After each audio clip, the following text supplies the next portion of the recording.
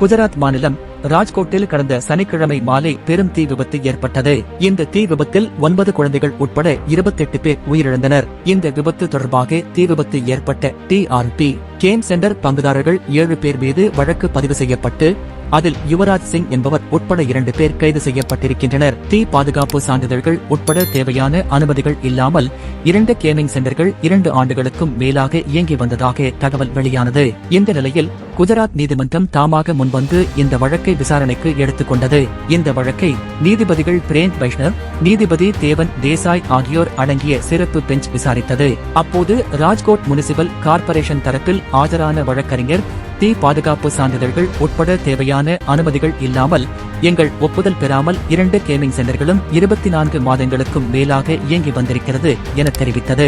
இதை கேட்ட நீதிபதிகள் கடும் கோபத்துடன் 2.5 ஆண்டுகளாக இந்த கேமிங் சென்டர் செயல்பட்டிருக்கிறது என்றார். நீங்களும் அரசு அதிகாரிகளும் என்ன செய்து கொண்டிருந்தீர்கள்? தூங்கிவிட்டீர்களா? நாங்கள் கார்ப்பரேஷன் ராஜ்கோட் முனிசிபல் மீதும் மாநிலத்தில் ஆட்சியில் இருக்கும் பாஜக அரசின் மீதும் நம்பிக்கை இழந்துவிட்டோம் என கடிந்து கொண்டனர்.